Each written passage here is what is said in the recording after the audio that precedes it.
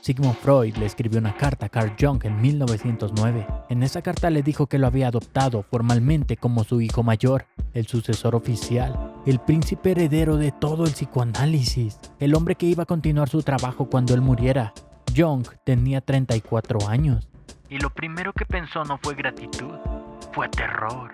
No el terror de no estar a la altura, el terror opuesto, el terror de que sí lo estuviera, de que fuera tan bueno ejecutando la visión de otro que nadie, ni él mismo, pudiera ver jamás lo que había debajo. Esta no es la historia de cómo Jung se peleó con Freud. Esa historia puede que ya te la sepas y no sirve para nada. Esta es otra, la que pasa cuando llevas años siendo el mejor en algo que no elegiste ser y un día entiendes que eso es exactamente el problema. Para entender lo que hizo Jung, tienes que entender lo que era antes de que Freud lo encontrara. Carl Gustav Jung nació en 1875 en Kitzbühel, Suiza, hijo de un pastor protestante, sin dinero extra. Desde niño tuvo dos cosas que no encajaban entre sí: una mente científica que quería datos y una vida interior tan intensa que a veces le costaba distinguir lo que soñaba de lo que vivía. Estudió medicina en Basilea, se especializó en psiquiatría porque era el único campo que intentaba unir las dos cosas que él era, la ciencia y el misterio de adentro. En el año 1900 leyó la interpretación de los sueños de Freud, lo leyó 2 veces. Y escribió en su diario que había encontrado al único hombre que estaba haciendo la pregunta correcta. Se conocieron en marzo de 1907 en Viena. Hablaron 13 horas seguidas, sin parar. El propio Jung lo dejó escrito en sus memorias.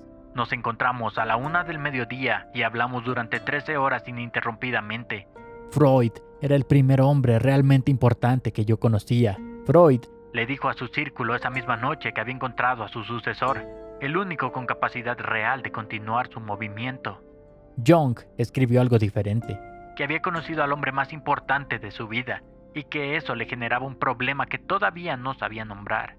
Los siguientes 6 años Jung construyó con Freud, publicó, viajó, dio conferencias en Estados Unidos junto a él, se convirtió en el primer presidente de la Asociación Psicoanalítica Internacional. Su nombre apareció junto al de Freud en cada artículo, cada congreso, cada carta que circulaba entre los psicólogos de Europa. Desde afuera era el cuadro perfecto del discípulo que llegó. Desde adentro estaba sintiendo algo que no podía decirle a nadie, que había preguntas que él quería hacer y que Freud no quería que hiciera, territorios que quería explorar.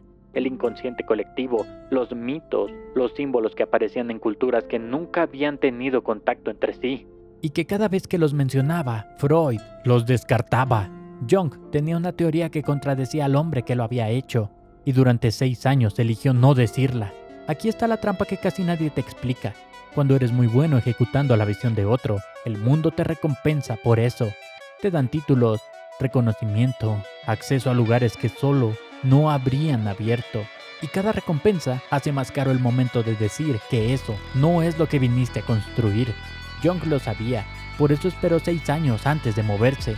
En 1912 publicó Símbolos de Transformación. Era su teoría, la suya, no la de Freud. Freud lo leyó y el 3 de enero de 1913 le escribió una carta acusatoria, fría, sin el calor de siempre. Jung le respondió 3 días después. Le dijo que accedía a terminar la amistad. Freud no volvió a escribirle nunca. Y aquí empieza lo que nadie te cuenta. Porque la ruptura no fue el momento más difícil. El momento más difícil fue lo que vino después. Jung tenía 37 años, solo, sin el respaldo del movimiento más importante de la psicología europea, sin el apellido de Freud detrás de cada cosa que dijera, y con una teoría que todavía no había podido demostrar porque todavía no la entendía completamente él mismo.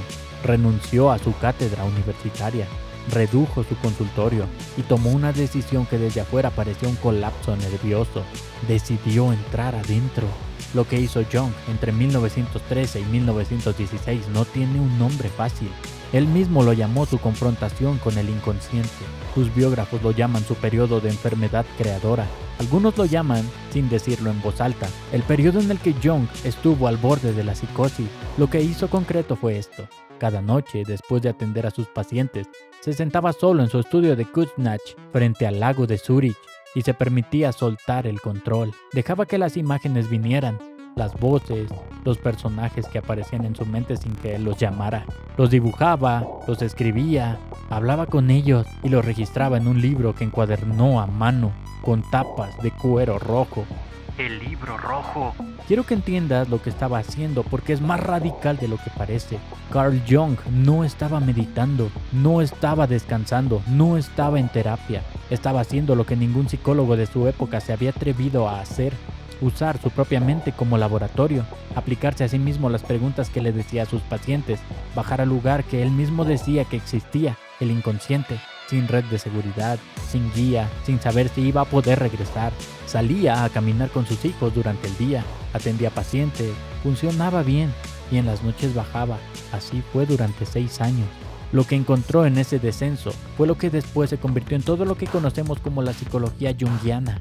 Los arquetipos, los patrones de comportamiento tan profundos que aparecen en los mitos de culturas que nunca se conocieron, la sombra, la parte de ti que niegas, que escondes, que proyectas en otros sin darte cuenta, el proceso de individualización, la idea de que la tarea real de una vida no es el éxito externo, sino convertirte en la versión más completa de lo que eres. Nada de eso existía antes de esos 6 años. Todo eso salió de un hombre que eligió dejar de construir lo que le pedían y empezar a construir lo que necesitaba entender. El propio Carl Jung lo escribió al final de su vida. Los años en los que seguía mis imágenes internas fueron la época más importante de mi vida y en la que se decidió todo lo esencial. Después de su muerte en el año 1961, sus herederos no supieron qué hacer con el libro rojo. 22 años después lo metieron en una caja fuerte de un banco suizo. Hasta septiembre de 2009, solo alrededor de 2 decenas de personas lo habían visto y leído. Cuando por fin se publicó, 48 años después de que Jung muriera, los psicólogos dijeron que era el documento más importante para entender cómo nació la psicología del siglo XX. Y había estado en una bóveda encerrada todo este tiempo. Y aquí está lo que tiene que ver contigo, no con Carl Jung, contigo. Hay un momento en la vida de cualquier persona que está construyendo, en que se da cuenta de algo incómodo, que es muy bueno o muy buena ejecutando la visión de otro, que aprendió del mejor, que tiene el respaldo del mejor, que si sigue en esa línea va a tener algo sólido, respetado, seguro. Y que eso no es lo que vino a hacer. Jung tuvo ese momento a los 34 años, leyendo la carta que lo nombraba el príncipe heredero de Freud. El terror no era el fracaso, era exactamente lo opuesto. Era que lo iban a recordar para siempre como el mejor discípulo de Freud. La pregunta que le tomó 6 años de oscuridad contestar no era complicada, era brutalmente simple. ¿Qué construyo yo cuando dejo de construir lo que me piden? No sé en qué punto estás tú ahora mismo. No sé si tienes un jefe cuya visión ejecutas mejor que la tuya propia, un modelo tan claro que ya no sabes dónde termina su manera de hacer las cosas y dónde empieza la tuya, un mentor que te abrió las puertas que solo existen en su mundo. Lo que sí sé es esto: en el momento que dejas de construir lo que le importa a otro y empiezas a construir lo que te importa a ti, es el momento más caro y más necesario de cualquier carrera. Jung lo pagó con 6 años de oscuridad y la reputación más importante de su campo. Y lo que de ahí salió cambió cómo la humanidad entera entiende la mente humana. Así que hazte una pregunta esta noche, una sola antes de dormir. ¿Lo que estás construyendo ahora mismo es tuyo? ¿O eres muy bueno construyendo lo de alguien más? Si la respuesta es incómoda, bien. La incomodidad no es señal de que te estás equivocando, es la señal de que encontraste la pregunta correcta. Jung tardó 6 años en contestarla. Tú puedes buscar la tuya.